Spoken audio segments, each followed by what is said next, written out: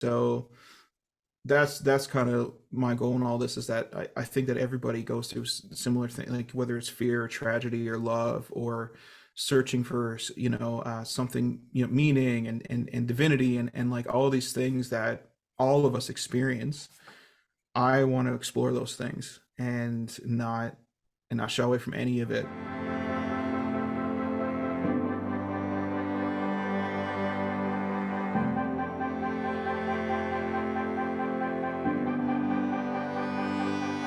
So this is a whole new thing. So I'm gonna get you this clip right off the hop, and you can use it if you want. But just for my knowledge, because I already seen it pop up in one of your Instagram stories, that somebody asked about the someone. Um, and then no, and informants is what it was. And Right. today when I was going through my like mental notes of like, projects that I've been aware of you doing, and it's been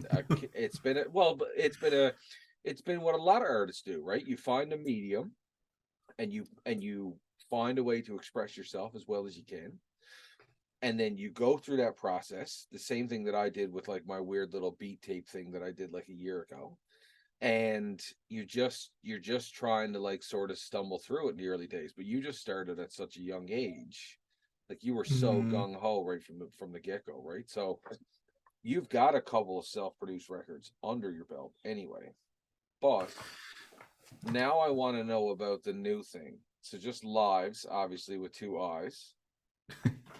The one eye is just too taken. I knew it. I had to be the two eyes. I don't think any band can do anything now where it's spelled normal No, or project. and even like I was so amazed at like how difficult it is now to compete with the algorithm, because even searching for your artist profile, it would not come up until I clicked that link.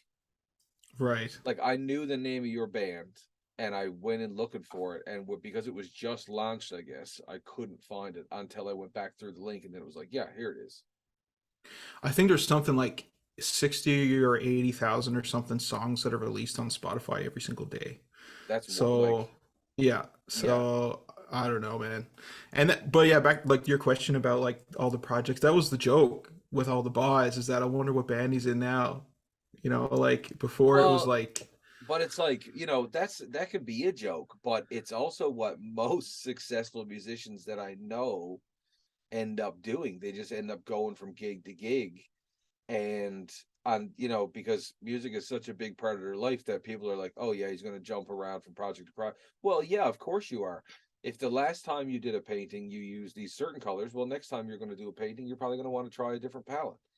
You know what I right, mean? Like, so I get totally. that, and I don't want to take that away from anybody. And as much as the guys, all our homies, would know and would like to just talk shit a bit, it's I think it's great. It's great. So I don't want to skip ahead, and I don't want to get too far out of my headspace. But the number one question that's been burning for me is, what's the inspiration for this new project? Like, what headspace? Like, where does this come from?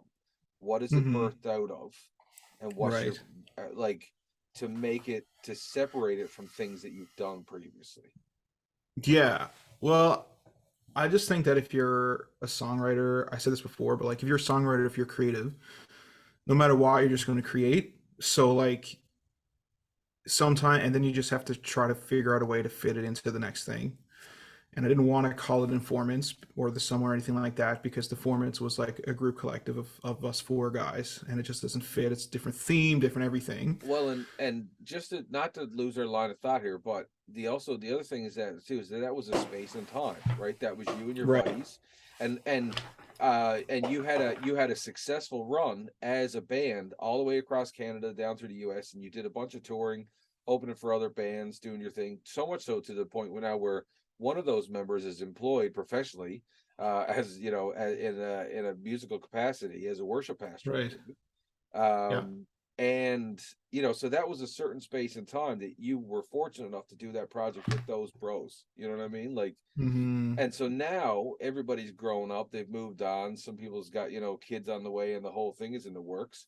Everybody's spread out, you guys are all over the place, it's not really feasible now. Yeah. So it looks like you just Yes. have you taken on as much music, or because for me, I really wanted to do music, especially during the COVID shutdown, but your only option was to do it alone. Hmm. Yeah, I mean that's essentially what happened. Is like, ironically enough, actually Parm helped me with this song, but Parm, yeah, like with informants. But that's essentially what happened. Is COVID happened, and when COVID happened, just like every other artist, music kind of shut down for a little while, and I felt like I was having a bit of an identity crisis because there's a bunch of other stuff happening in life, um, and then what you do, you create, you write, and so that's kind of what these songs are. So I think what's different to this compared to other stuff is like, I feel like almost every other project I always had like an agenda or had to prove something like that, but this is just like, man, whatever's in my soul is just coming out. I'm not trying to prove anything. It's not necessarily true, right? And everybody's soul, there's dark things, there's light things, there's beautiful things, there's dark things, and I just wanted to get it out. And I think that us sharing that in our humanity is just kind of is what inspires me. So that's what this is about. And that's, yeah. So that's really all this is. It's not. It's just trying to get the creativity out and the art out. Right. And so I get no man, I 100% I understand that approach because a lot of great artists often say that the biggest tool in your arsenal, like the one thing that you always have to do is to just start. So the one thing I guess for this would be, so is this a majority of collection of material from like say post informants, like post touring ability to like COVID Mm-hmm. shutdown, everybody rethinking life? Or is there some of this like this one song, is this a part of a body of work or is this just a solo thing or what's that look like? Yeah. So it is mostly stuff that I've just written that doesn't fit into any other project. It's mostly just like I said, stuff that is going on inside here for the most, at least for right now. Um, and yeah, so I do have some other songs. My goal is to put out something new every couple of months. Okay. I already have another song ready to go. It's probably like my most personal song. We'll get to that, but yeah. So that's my goal, is just to put out a song every couple of months, and some of it's already done, but I continue to. I'm hoping to keep it going. So do you expect Lives now to be your project sort of moving forward as like a solo artist, like a person who's just exploring like what it is that you need to try to communicate? I don't know how it's going to pan out yet. Right now, that's kind of what it is. It's just like my buddies or people that I love that are willing to like create with me. Okay. I mean, mostly is solo, but like I got a few friends that I asked to help me, like whether it's string parts or like help me write stuff. And yeah, so but it is kind of my project, I guess, right now, but it's evolving. Like it's just brand new, so I'm just kind of letting it do its thing. And if it grows to something more, then I'm down. If it doesn't, then that's cool too. Well, I mean, much like our buddy Boydo, who rebranded as himself after, but in the later on in the years, he was just Blue Tree was a band, but it was him as an artist, really. You know what I mean? Yeah. Like, it's always good to have something that's tangible that is not necessarily just your name or synonymous, but like I would like the freedom personally to have an artistic output to say the things that I know would be artistic, but I don't really want to, like, I don't really believe them, but I want to Right. challenge people in this regard. You, Right. you know what I mean? Like there's art that you want to put out that should almost be necessary, but you don't want your legal name stamped all over it. For me personally, you know what I mean? Right. Yeah, no, I totally get it. I just don't think there's enough space. People go through stuff, they're thinking stuff all the time, and a lot of it isn't true. And sometimes you need to filter that out. And I think the creative process is part of that.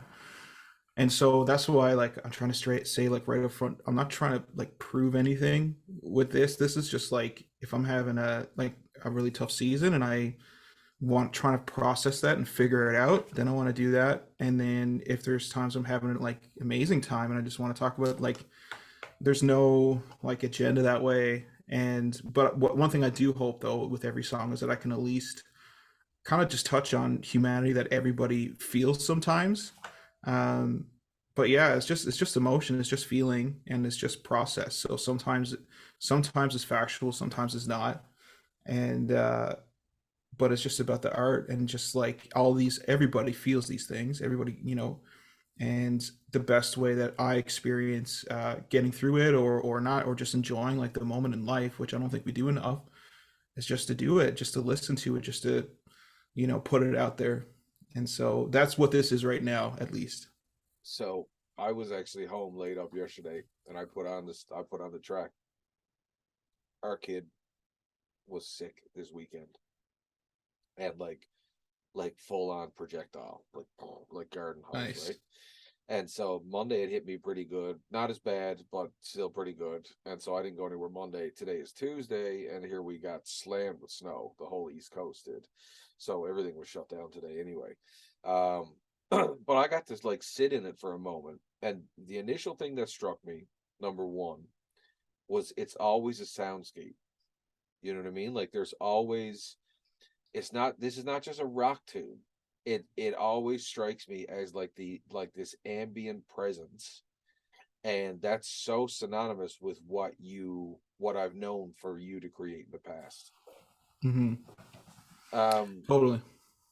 have you how much of this, I know that you flirted, like, of course, like physical mediums, like, actual instrumentation versus like digital realm. Did you have some people coming over and actually tracking stuff with you? This is the first song I've done that has no like real drums or guitars. Like me and you were like we come from the scene, so like we love hardcore, we love the Oh, drums. 100%. And I want to do that eventually, but this one almost it was all samples or pads. There is some like real synths in there. Um, this it started with me just kind of like piano parts, the typical pad that you almost always hear. I love the atmosphere stuff is important to me. Like I find that I don't know what it is, but there's something about it that just feels divine and it just connects me spiritually somehow. And so that always ends up in there somehow. And that's just the vibe that I was, going with. And but yeah, to answer your question, like I started most of it, but then I got a buddy Pete who's like a genius. He's like one of my favorite producers and artists. He has a ton of projects out, and he has like all these ridiculous synths. So I was like, dude, put some of your crap on it, and so he just took a bunch of it and added his stuff to it. So Sauce it up a little bit with yeah, exactly. some extra specials. So with this new project, the new track is called the one that's out right now is called The End, right? Yeah, yeah. So when that came about, did it come about musically first, or was it a focus on lyrics? It's always music for me. I don't know Is it? why. Always, yeah. Like, yeah, usually the lyrics always come last. Man, I remember one time we were playing at YC and it was one of the songs from Informants. I actually didn't have the verse. Like I didn't even have the like I had all the words of everything except the verses. I literally freaking mumbled in front of like 300 people, mumbled a verse. I had the melody but no lyrics. I was like, and then the boys were so pissed at me, but man, whatever, just had to do it. So Listen, yeah, man. it was The truth of the matter is, none of those kids had any idea anyway. All they knew was they had dudes with rock and roll guitars and long hair and freaking right. out. You know what I mean? They had the time of their lives, Yeah, especially in an event like YC. You know what I mean? Where yeah. they where So yeah, go for it. yeah, lyrics always last. Um, yeah, so I kind of had I think the chorus, like the "We're all just a breath." I had that and like the piano progression.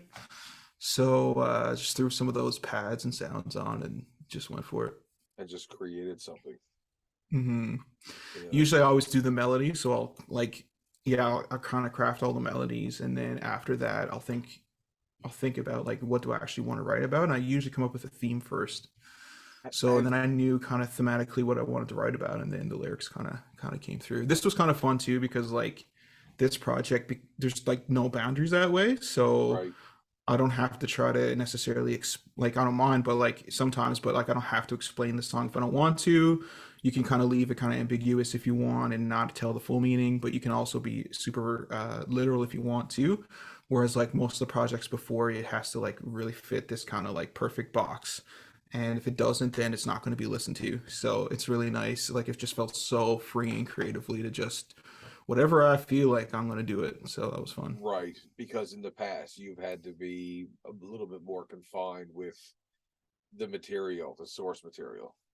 Yeah, exactly. Yeah. So And not only yeah, that, not only that, man, like you and I both grew up like, church kids. I grew up as a preacher's kid. You were heavily involved in church your whole life. And it's one thing to like it's one thing to encourage you to do like, church music and Christianity and whatever else like that. But it's a whole different thing to tell you that like other styles of music is inappropriate or that certain kind of topics are off limits because we're all humans and like you can't defy the human struggle that everybody exists and goes through and all the things that we're trying to conquer and overcome. And I feel that a lot of times divinity is used as a crutch to be like, I think you know where I'm going with this. yeah, totally. Like I just, yeah, I just felt like I said, almost every time, other time, like there was like this boundary, and I just didn't want to do that this time. I just wanted to be Yeah. like, and I think also that's one like of all the bad things that came out of COVID, and all the division and all that stuff. One thing I think that's good is that like I think people in the past that there would be like a fear to like you know try to explore some ideas, but now it's like just because I'm not singing about a specific topic doesn't mean that we're not all still human and that we all Yeah. still have the same values and go through the same stuff. And so that's kind of my goal in all this is that I think that everybody goes through similar things, like whether it's fear or tragedy or love or searching for something, meaning and divinity and like all these things that all of us experience. I want to explore those things and not shy away from any of it. And so that's why I called it lives, because I think this is things that we all kind of walk through, and hopefully I can like hit some random topics, and maybe through it we can be like, oh yeah, I felt that before. How did you go through that, or whatever, or yeah. I, So I think that like what people put on us for our expectations is the most unhealthy thing I think that we can ever encounter. Like when for a while, I felt really creatively really stagnant. hmm It was just a certain point in my life, and I took on stand-up comedy. I didn't tell anybody that I was doing it. A couple of my buddies knew I was doing it. We were out one day for a bike ride, and we were over at like Donati's getting a slice of pizza or something. And some dude was like, "Man, I seen you downtown doing stand-up comedy. You're hilarious, man. Like whatever." And the guys were like, "What are you talking about?" And I was like, "Yeah, I just didn't tell anybody about it because there was so much freedom in the anonymity yeah. of doing the art, and not like you weren't ashamed of anything that you were doing. It's just No. that you knew that there were certain people in your life who were going to give you a bunch of flack for trying to tell some jokes. You know what I mean? Like just stuff that was like Right. general humor, but oh, that they would look down on it. And so like the human struggle, why do we downplay the authenticity of what we go through? You know what I mean? Like hmm why do we try to tame that down to fit it inside of a box to make it more palatable to people hmm if it's so much less authentic? You know what I mean? hmm I just think that, man, just being alive in general is wild. It's and we don't think about it enough, like we don't No, life is just busy and everyone's just nuts, but like when you take a minute and those pads come on, hopefully like you'll take a second to be like, I'm alive, this is what I feel. And yeah, and I just think that there's just so much mystery and there's so much to uncover about living that we just none of us know, but we all kind of like are trying to figure out humanity, together, and we don't have a whole lot of time to live, and I just want to make every minute meaningful. yeah. And so yeah, I mean, just being alive is wild. So hopefully that these kind of like little moments will just help us like think about some of those, like what it Well, means. well, my thing is now is that even leaving art behind, either art created by other people. I've got this thing now where the only vinyls that I buy are the records that I really wore out. You know what I mean? Like Right. because I don't need to bring more product into my life, and I'm going to support that artist any way I can. Like I'll buy a hoodie or a t-shirt or go to a show or whatever I can. But the I don't want to bring more product into my life. But I've taken the approach now that a vinyl collection will help my child understand who I was as a person way more than anything else ever will. Right. You know what I mean? Did you Like keep did you keep any of your girl pants? Because that's going to be really important. That's like, dude, those are some of my favorite memories, man. I remember I was coming back from wherever I was, like India or something, and me and you, like I said, we were part of the scene, yeah, and we were growing up in like when hardcore and emo were just like taking off. yeah. And I came home, we hung out, and I remember your band was the first hardcore band that I was stoked about in Newfoundland. I was like, Really? oh yeah, because I was like, man, I miss hardcore. I wish like there'd be a sick hardcore band in Yeah, Newfoundland. And then we hung out and we went to your show, and I was like, oh my gosh, there's like sick hardcore bands in Newfoundland. And then like high school, man, like we'd Thursday night we'd play at 3 in the morning at like junctions, right? Just yeah. to be with the boys, hang out, and like unfortunately, like that's not part of. It seems like that's not part of life anymore. But like, you got to tell your No, little girl about that, man. I know. Like that was those. Listen, man. I feel like between music, like between university. Well, first of all, as a preacher's kid, I moved all over, had a bunch of different, lived in a bunch of different places, and then because of that, I don't feel like I could ever really sit still. Like even now, just Hmm. like even now, I find it really difficult if I don't like leave Newfoundland like once a year. I just feel Hmm. really like landlocked and like Right. um but like just between like motorcycle clubs and like music stuff and churches and like just different seasons of life, man, I feel like I've lived 100 lives already. You know what I Yeah. mean? Like same dude, but it's like if anybody actually knew all the shit that I did, they'd be like, Hmm. what the hell? And not in a bad way, just in a like literally all the things that I accomplished or that I had my Hmm. toes in. You know what I mean? Like, Yeah. No, for sure. I just remember the girl pants. I remember, yeah, Jace Mooney took me out for my first pair at like Bootlegger or something before we started working at West 49. I remember like that 2 hour show that changed my life like for hardcore and like forever was the Gorgeous show oh, that me and you that went was a to. killer show. Yeah, I've never seen anything like that in my life, and that passion and just they came with no gear, man. They just like borrowed I other know. people's gear, And then went home and broke and up. yeah, oh yeah, that was like their last show. So Yeah, like they literally played those, that show like to like get like plane money, I think, to get home. yeah, so sad. But yeah, like those guys are artists, right? Like they'll just play and it just comes out, and Well, then it's funny, man, because like you like okay, back in the day, I know him now as I call him Billy the Butcher, right? He's just a dude who comes into our shop, because now I work at a Yamaha shop for anybody who watches this after. But so he came in and he bought a motorcycle, and he had a 1976 XS 700, and now he was buying a brand new XR 650. Like it was crazy because the bikes were just apart by like 35 years or whatever, and like but looked like an exact copy of a brand new version. Okay, like it was just wild. Anyway, his name is Will Dre, but he was in a band called Call the Ambulance, and then for a I little while, remember, yeah, I and remember then them. They were sick. they were sick, and then one of the other dudes who's in that band was in that band. I think he does like custom furniture now. He's like a carpenter and shit. He's making killer stuff and like super Right, super creative stuff. Billy just opened a massive he was doing Newfoundland Sausage Company for a couple of years, hooked up with an investor. Now they're opening a giant butcher shop down in downtown St. John's. And so it's just wild because all these dudes, I'm just seeing like these scene kids that were yeah, just like so creative and so just getting after it, made their own way, broke all the rules, and right, just kept going. But at some yeah, point in time, like really struck a stride. You know what I mean? Like, yeah.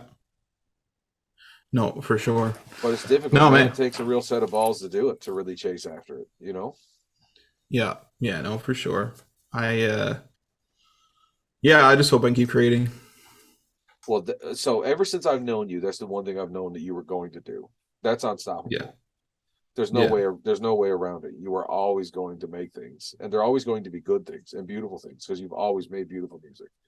Um, Oh, thanks, man. no, you have. It's always been like I've said before. It's like it's just man, dude. I would love to get you home here and get you in my basement with all these like synths lined up, dude. We would have such a time. What a record. Yeah, man, be good laugh. Um, so I'll tell you. So let me unpack with you real quick. Yeah. Just because we're gonna run down the clock. Um, the have you has this helped you at all define your artistic process? Yes, definitely. So like what I found, so just hold that for a second, keep whatever you're going to say, let it build up. What I found for me, that the way that I start now is I'll just go down through samples or beats on my machine, and I'll find a sound that I make and it'll inspire a beat. I'll tap out a tempo, I'll build a beat. On top of that beat, then I'll make a bass line. The bass line then Mm. determines what key I'm in. And then on top of the beat that I made, then I'll start layering pads or melodies or whatever. Tell me about your process.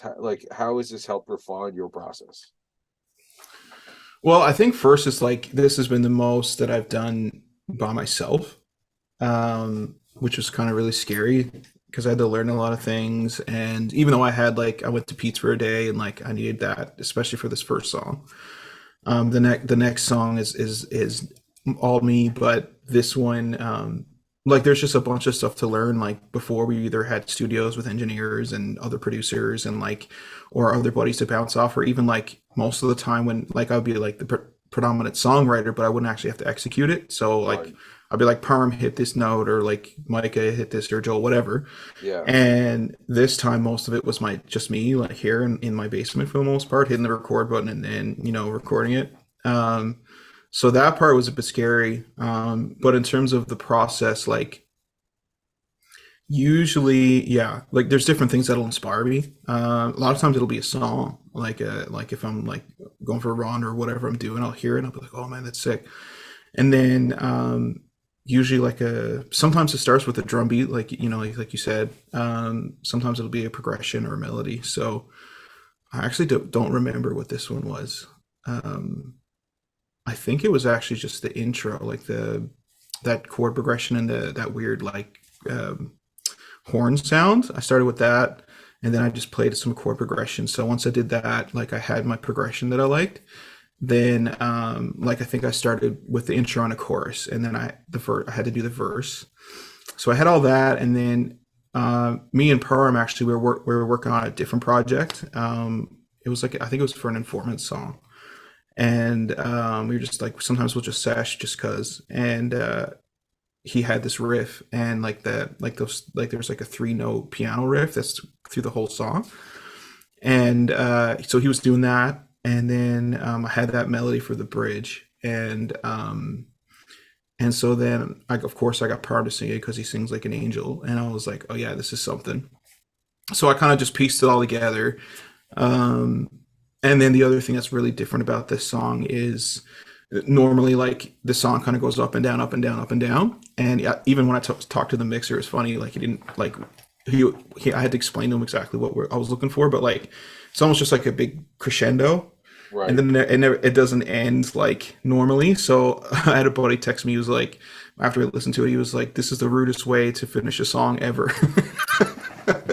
So yeah, so it was like I got that actually off Pete because he has a couple of songs where I'm like, dude, like where's the resolve? Like where's the end? You got Right. to hit that massive big chorus, right? Yeah. But he was like, no, man, you got to just leave in one more, then you'll get more streams. Yeah, So, and not only that, it's leaves such a memorable moment, right? It makes such a lasting mhm, impact to leave you hanging on that, yeah, with that suspense, right?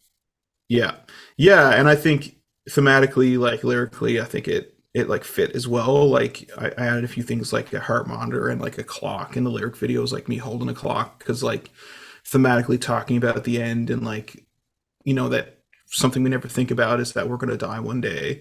Right. So like the fact that it kind of ends kind of like in a place where you don't necessarily want it to, that could kind of like be parallel to maybe, you know, we none of us actually know when we're going to die, and most of us don't want to when we do. So which is kind of what a lot about what the song's about. So I thought like it kind of mixed the theme and the lyric and the sound of the music, kind of fit it all together.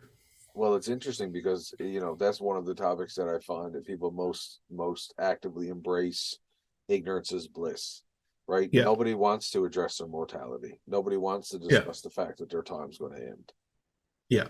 right? So yeah, and that's why like we said, like full circle in the beginning of the conversation is like that's something that is not explored, or like you said, that no one thinks about or talks about, and it might be uncomfortable. Just because it's uncomfortable, we're all going to feel it, we're all going to go through it.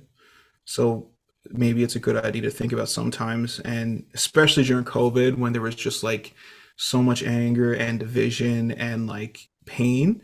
Yeah, I was thinking like that's kind of where this came from. It's like, man, like eventually we're all just a breath, like meaning we're all gonna not be here one day. Is what we're thinking about and pissed off about or in a racket about, is it actually worth it?